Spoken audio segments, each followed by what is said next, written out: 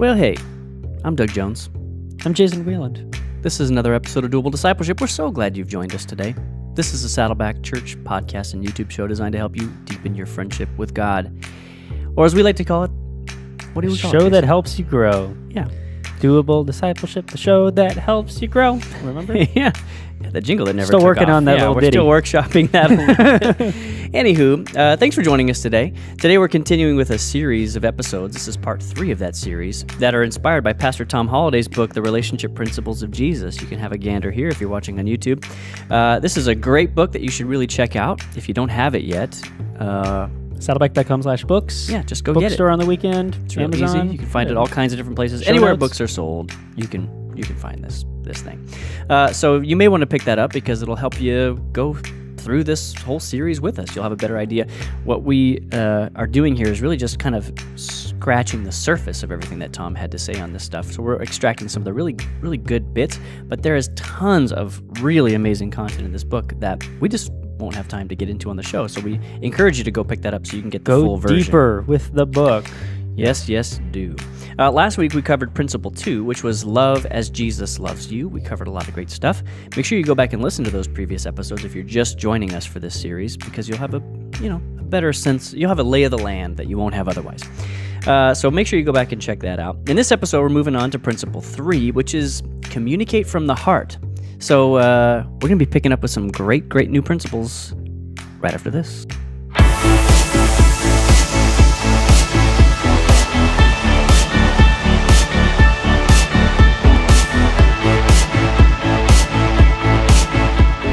And we're back.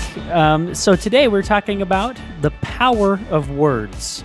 In My Fair Lady, the character of Eliza Doolittle says, words, words, words, I'm so sick of words, but we're not sick of words today. We're talking about the... Is that a good...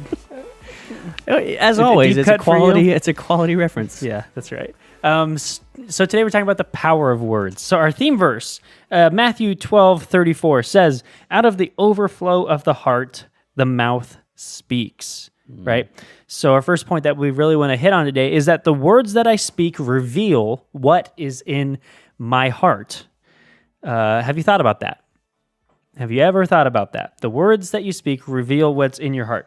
So so often, like, we try to let ourselves off the hook by calling something like, oh, is a slip of the tongue, or oh, I misspoke, or whatever. Yeah, but I didn't mean it. Yeah, but ultimately, the things that we say come from a place within us that we, we had that in us to say. So it reveals a bit what's in the heart, right? So if somebody says you got you have the mouth of a sailor, it's probably based on something within. It's probably have the heart of a sailor too. It's not a slip of the tongue. It's not just a mistake. And this is how Jesus talked about it. Jesus said that everything that comes out of the mouth is ultimately a manifestation of the heart. Yeah. Now, those are strong words, but super important, especially as we look at it from the frame of relationships. The things that we say to others ultimately have some deeper place, within us. Yeah. There's no like mystical thing that happens between heart and mouth where suddenly the mouth just goes rogue and says something that comes from nowhere. It doesn't just spontaneously say things. That all stems back to the content of your heart. Mm-hmm. This is a point that Jesus made really, really strongly and causes us to examine ourselves a lot further than we would typically do. But you can't say something horrible and say, I didn't mean it, because you did mean it. And what you're really saying when you say I didn't mean it after the fact is what you're saying is I now recognize that was a cruddy thing to say, but you did mean it. It came from somewhere. Yeah, it came from somewhere. I think that's exactly right. There's something within you that drew out that feeling, and whether or not you meant to say it to the person, if you say, oh, I didn't mean to say that, there's still a feeling inside that led you to feel like that had to come out. Yeah, like what you really mean is, I realize now that was bad to say, or I wish I hadn't said that, that kind of thing, but you can't say you didn't mean it. I see this reaction now, I didn't mean that. Yeah, C.S. Lewis said something that I thought was really insightful on this. He talks about the idea that, we can blame things on a slip of the tongue. I didn't mean it, whatever. It just came out, whatever. There was nothing to it. But what he said is, what we most often present to the world is the version of us that we are kind of manufacturing, like a polished up version of ourselves. Like there tends to be a filter that exists between the real internal life and the way we portray ourselves outward. We all have masks that we wear, I think is language we would sometimes use. And he said in these moments where we have a quote unquote slip of the tongue, he said it may be that it's those moments where we're actually glimpsing the heart in its greatest truth and in its greatest reality, because who are we really except what comes out when we don't have the time or the moment to control it? That's a good like point. if what you get in the slip of the tongue is the unbridled reality of the heart. That is a hard thing to come to grips with. Like that is a rough realization to go, wow, that ugly thing that I said I'm not off the hook for that. And even sometimes it's the ugly things that you catch yourself even from saying, but the thought was there and that came in. So it's ultimately, because what we're getting at is the heart of the matter, is the heart behind our relationships. Yeah. Which Jesus was all about doing. Like Jesus was all he was about all doing. about saying like, yeah, fine. You obey the law of Moses, sure.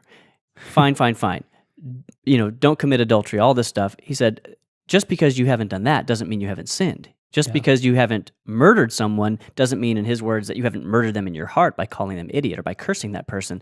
And so Jesus was really keen to get our attention off the outward stuff, which is the semi-controlled and like sort of manicured version of us, and make us address the real problem that lied within the heart. Yeah, he's saying, props for you. You didn't kill that person, but you still wished he was dead. Yeah. So there's an issue there. Yeah. Yeah. Or you didn't commit adultery, but you still looked lustfully. Well, what does that reveal? It reveals there's something in your heart that would do something if there weren't consequences. Mm-hmm. It reveals something inside that is not right, and that is only controlled because of self-interest or whatever. It could be many things, but it's what's going on in the heart that Jesus was primarily concerned with, because that's the true person.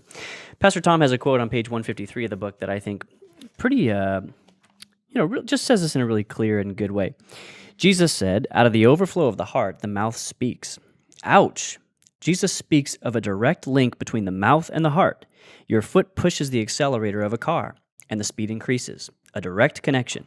Your finger pokes the up button outside the elevator, and the doors swish open. A direct connection.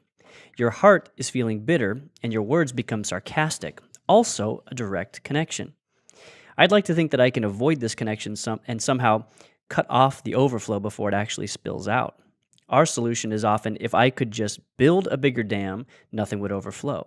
So we dam up our emotions, our fears, our hurts, our hearts.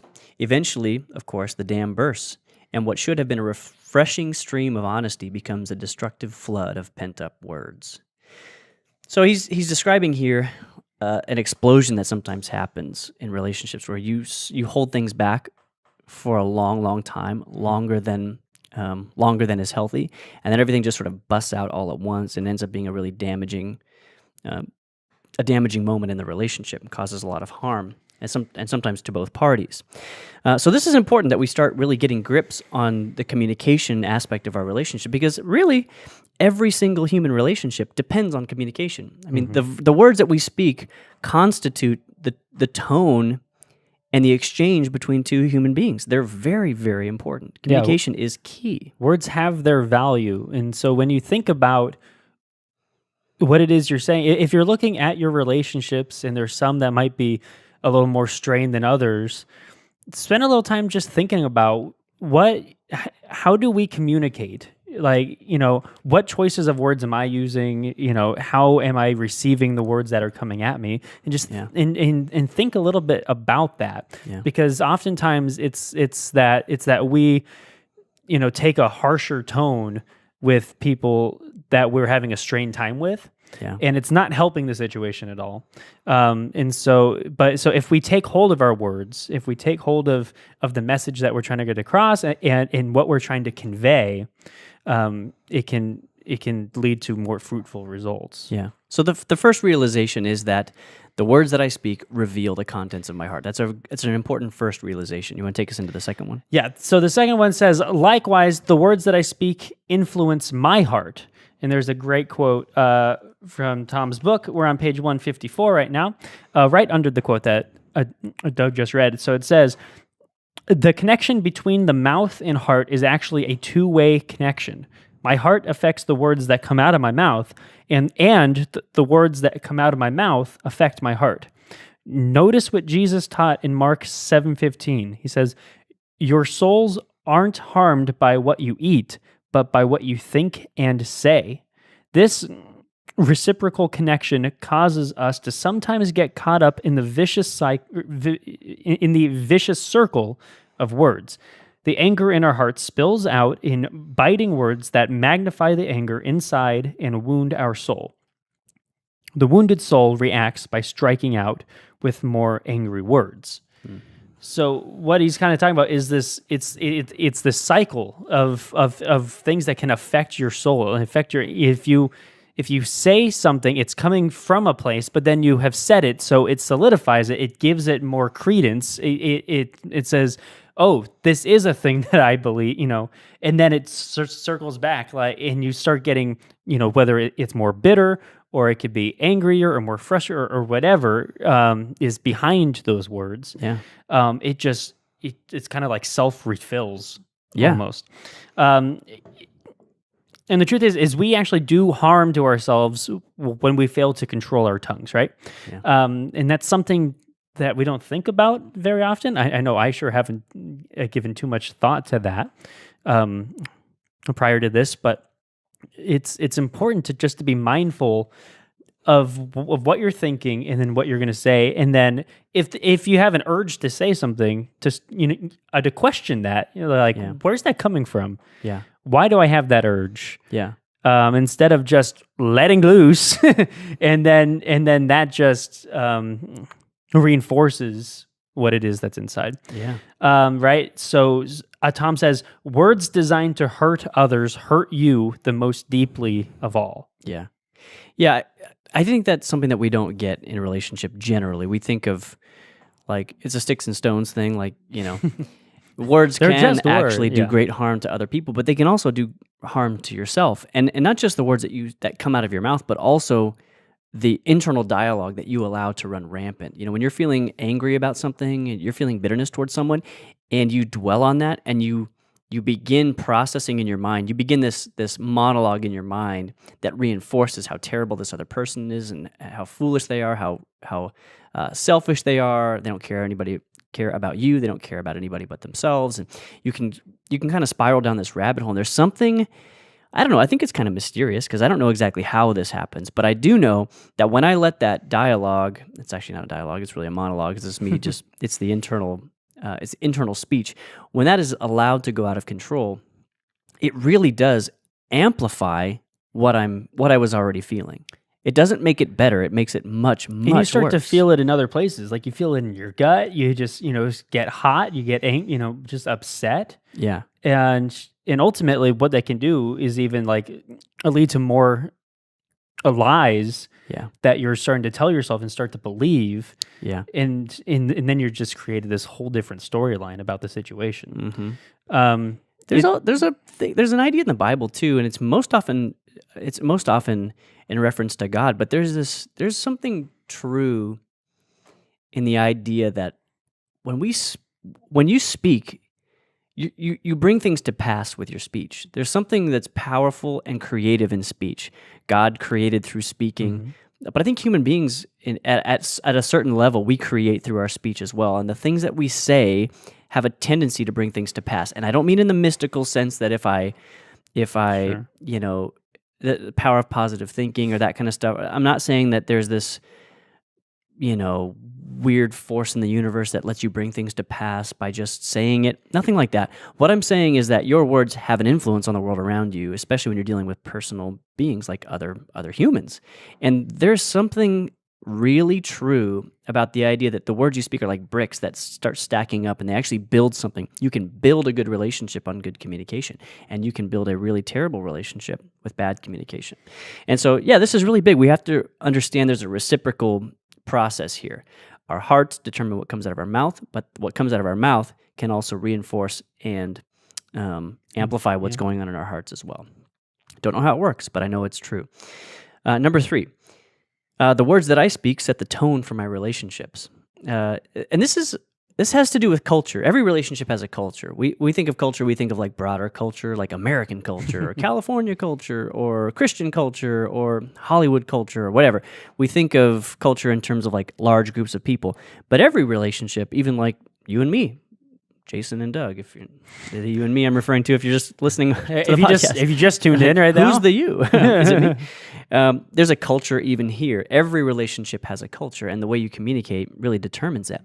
And so unhealthy communication has the power to turn a really good, peaceful, life-giving relationship into a really bitter, painful ordeal.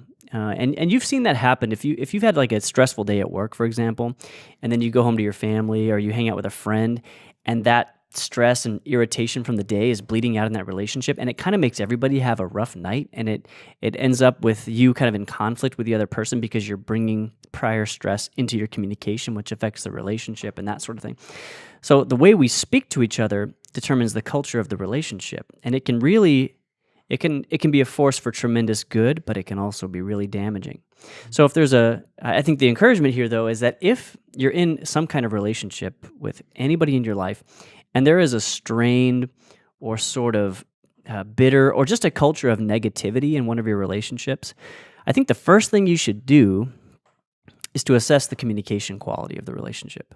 How have we been talking to each other? And since you can only control yourself, just think about you. How have I been speaking to this friend of mine? How have I been speaking to my mom or dad or my roommate or my spouse or my kids, whatever?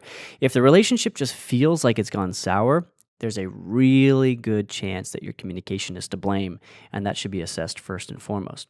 And what's great about this is that even a very small shift in communication, just like we said with kindness last week, small acts of kindness can compile over time and kind of have a compounding interest effect. Like they become more powerful as they stack up. The same is true with words. And sometimes we can pollute the culture of a relationship with ugly words, but small adjustments in the tone and the content and the quality of your words can really revive a strained relationship and put you in a place. So if the communication in a relationship has eroded, it means that you've actually lost the ability not only to have a good positive culture between the two of you, but you've also destroyed any hope that you can work on any of the other issues that are hurting the relationship. So it's like without communication, not only do you have are you in a bad spot, but you actually lose the one tool that you have to fix the other aspects of the relationship. Because without communication, it gets really tough to heal any part of the relationship. Yeah, if the issue is quality time, you got to talk about the issue and talk about how you're going to fix the issue. And if you're only doing so with vicious words or berating words or diminutive words or whatever, you're not helping anything. Right.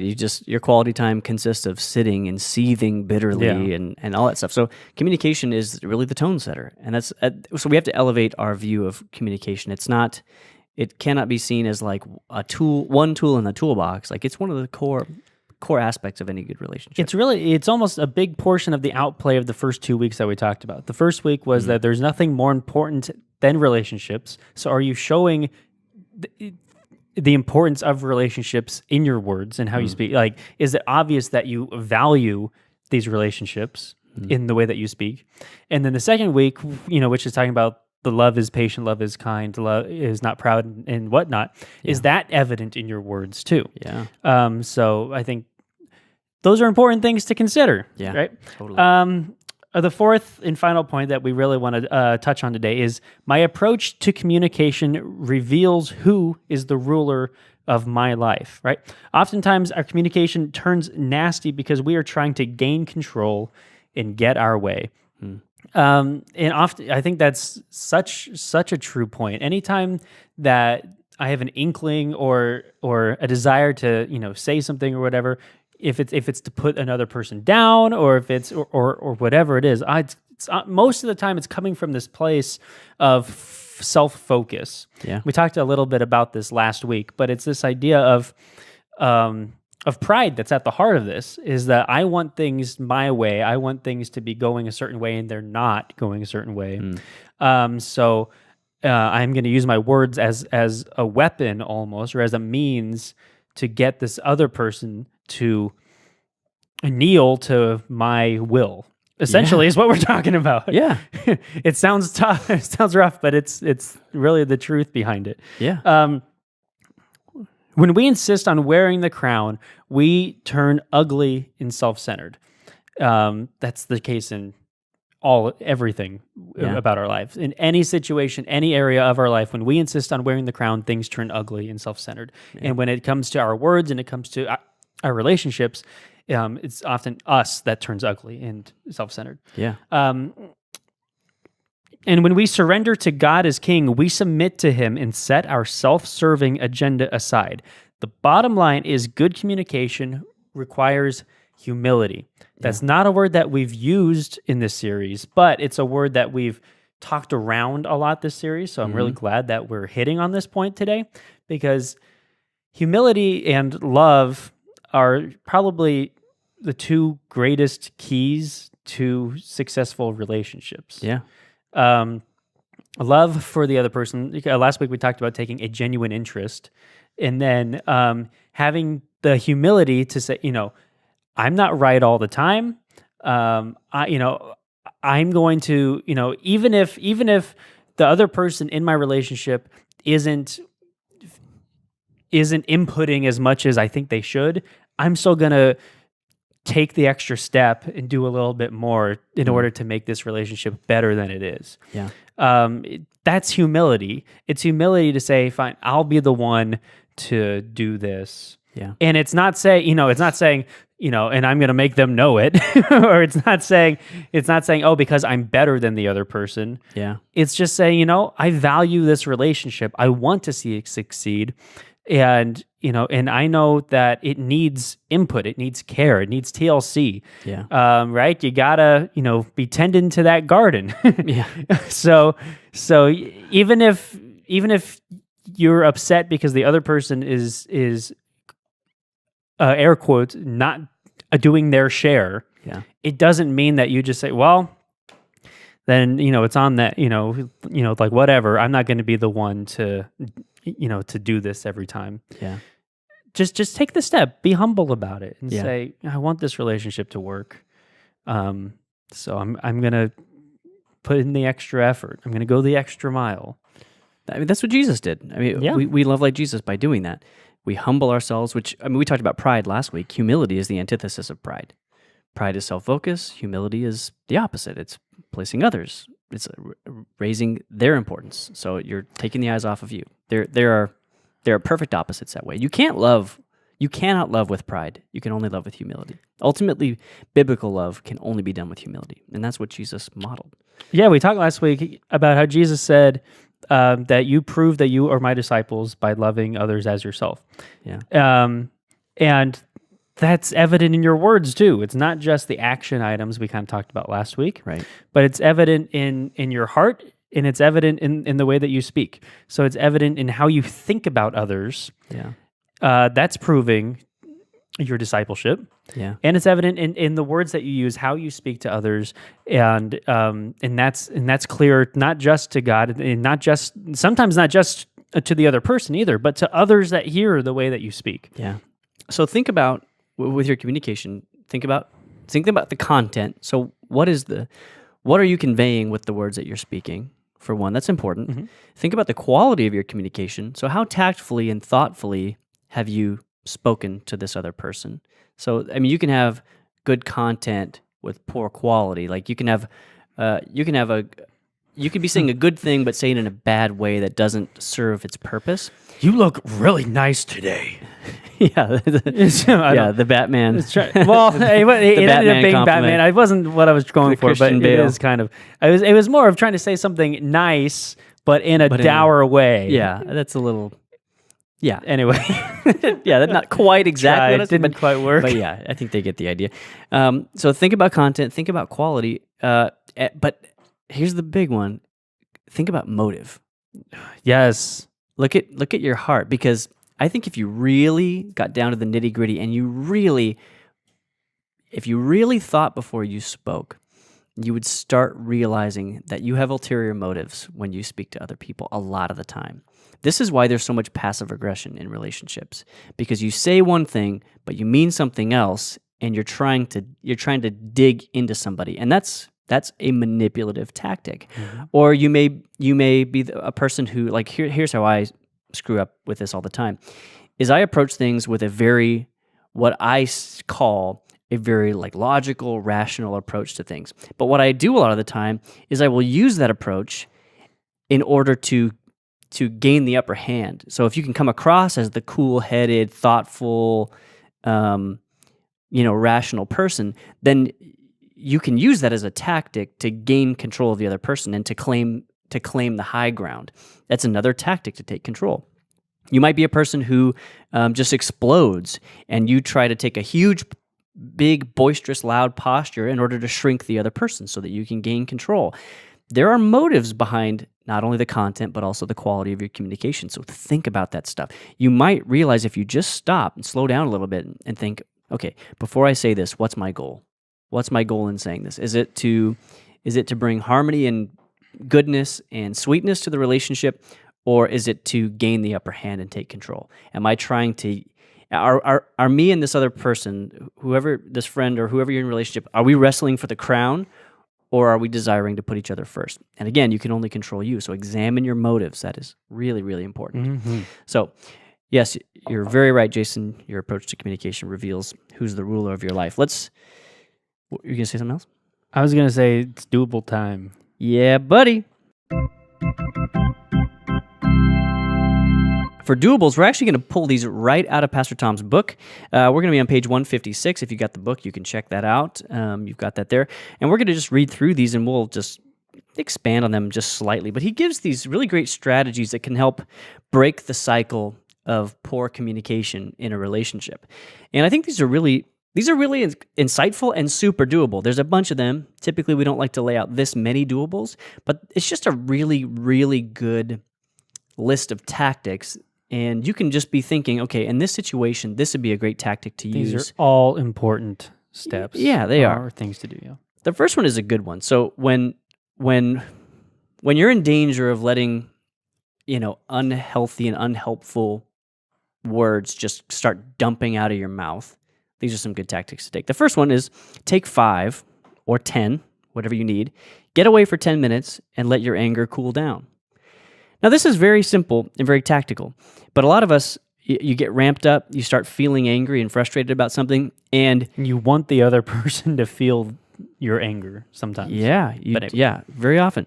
And it actually gets really tough to maintain control and maintain your sort of, just to kind of stay pointed in the right direction with your communication. So a quick surge in anger can cause you to say things that are going to be destructive to the relationship, bad for your heart, bad for everything. So if you just take 5 or take 10 if you need 10, I'm usually more of like maybe like a take 15 kind of person. Get away from it, cool down, and then reapproach. And when you reapproach, you're very often able to do it in a much healthier, more thoughtful, and just not angry and teed off kind of way. Yeah. So that's the first one. Take 5, take 10, take whatever you need, and then come back to the conversation. The second one, pray for the other person. You referenced this, was it last week? I think you talked about praying for the other person, what an important small step that is, but a very big one at the same time. And by the way, when you take your 5 or take your 10, praying is something that you could do in that moment. You could even go and in prayer, Tom talked about this in weekend messages and stuff before. He's like, you can turn your complaints into prayers. If you start a conversation with somebody and you feel yourself like getting ready to say something nasty, take 5, take 10, go away, pray for the other person, and sort of vent that stuff. You can vent that stuff to God in a healthier and better way. I was just going to say, is you can tell God, I'm angry, yeah. I'm frustrated, yeah. And just be honest about how you're feeling at the moment. Yeah. And then, I don't want to be. Yeah. And just ask God for help. God, help me get Exactly. this. Help me get these feelings under control so that I can do praying what's for best the other this person, though, is relationship. huge. Yeah, totally. The next one, wait until after you've eaten to have the difficult conversation. I love how this acknowledges human biology a little bit. Like, being hangry is a real phenomenon, guys. If you have not eaten in too long, true. if your blood sugar takes a dip, you're going to be a jerk. I do it all the time. So Tell me about it. It might be something. It might be something as simple, like your state of mind on something might come down to something as simple as it's just been too long since you ate. Go drink some orange juice, get that blood sugar up. Just go sit down for a meal, grab a snack, do something, get yourself sorted out. Because you may literally, if you ever find yourself like, oh, I'm just in a mood and I don't really know why, I'm just feeling grumpy right now, think, when's the last time I ate and what did I eat? Because it could be as simple as that. And you don't want to have something that's that silly be the reason why a whole day gets ruined or a week gets ruined or the relationship gets kind of knocked around a little bit just because of that. Yeah. Hey, you're acting like Joe Pesci. Have a Snickers. Yeah. So wait until after you've eaten to have the difficult conversation. Don't have that conversation over dinner usually, because then it can spoil dinner sometimes, and you're going to need a few minutes for that food to start, improving your state of mind. I love that one. Next one is use owning statements instead of blaming statements. That means you don't blame the other person for your feelings, you own them for yourself. This is important. So you focus on you, not in the sense that you're the most important, but you focus on you in the sense that you take ownership of your piece of the problem. Like Rick says all the time, even if you're only 1% to blame, you step up and you own your 1%. You make sure that what am I trying to say? You own up to your problems. Yeah, it's something that my wife and I talk about a ton, is just this idea of just saying, again, you can't control how the other person is going to react. You can't control, so you have to temper expectations of how the other person is going to receive what you have to say. But when you base your thing of saying, this is how I feel, this is what I've perceived, how, and just focus on that, as exactly as you said, is you're not going in there with a barrage, right, saying like, you've been doing this, you've been doing this, you've been doing this. Instead, it's saying, I've been feeling this way. And so it puts it back on yourself. It makes the other person less defensive. Yeah, in that way. Yeah, yeah. I think a great sub point to this one is feeling statements in reference to yourself rather than statements about the other person. So make statements about, so when you did this, it made me feel this way, rather than you did this because you're such a jerk. Yeah. So there's like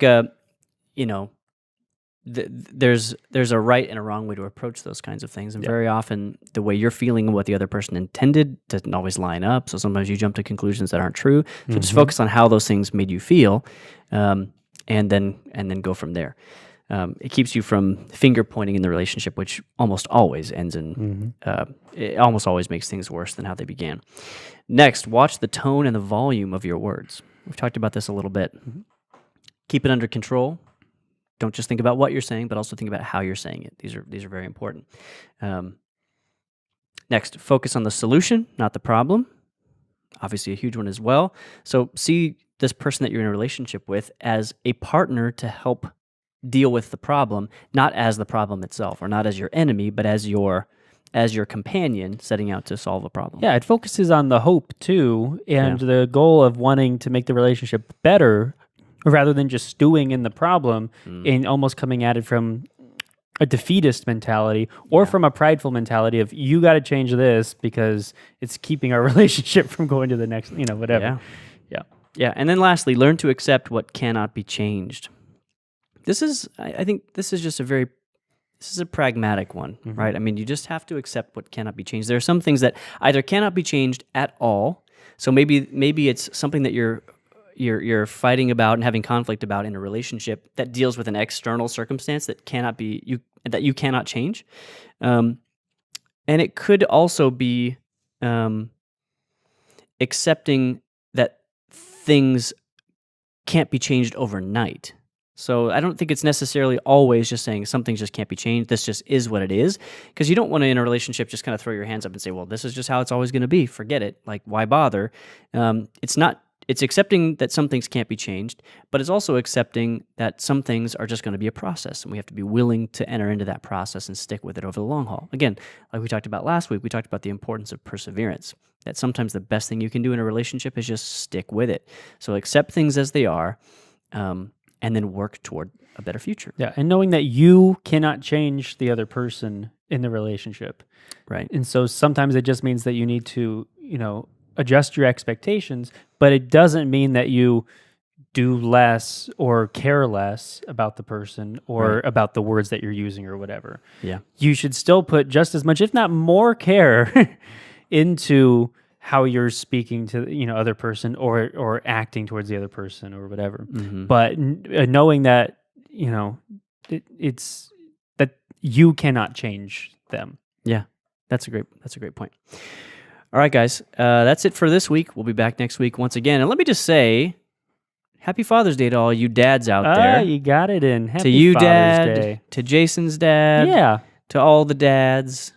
To Jason, who will soon be a dad. Well, you are a dad. Your baby just still doesn't cry and keep you up all night yet. By the time this episode comes out, I could very well be. Ooh, we're that close. We're getting very close. Well, Happy Father's Day to you, regardless of when Doug. you guys deliver. And you and your two awesome kids who I got to hang with yesterday. Thanks. All right, everybody. We love you. Thanks for watching. Thanks for listening. We'll see you next time. If you're a podcast listener and you enjoyed this episode, consider giving us a rating or a review on iTunes. If you do, you'll help other people find us in the future. And if you're thinking, hey, listening's great, but is there a way I can watch these episodes? Yeah, there is. Subscribe to the Saddleback Church YouTube channel for video versions of these conversations, plus lots of other video content. And if you're already watching us on YouTube, subscribe to the podcast so you can listen in the car or wherever else you go. Lastly, you can always get in touch with us by emailing maturity@saddleback.com. Send us your thoughts, send us your questions, your Bible questions, your life questions, whatever. Who knows? Your question just might inspire an upcoming episode. Thanks again for tuning into Doable Discipleship. I'm Doug Jones, and I hope you'll join us again next week.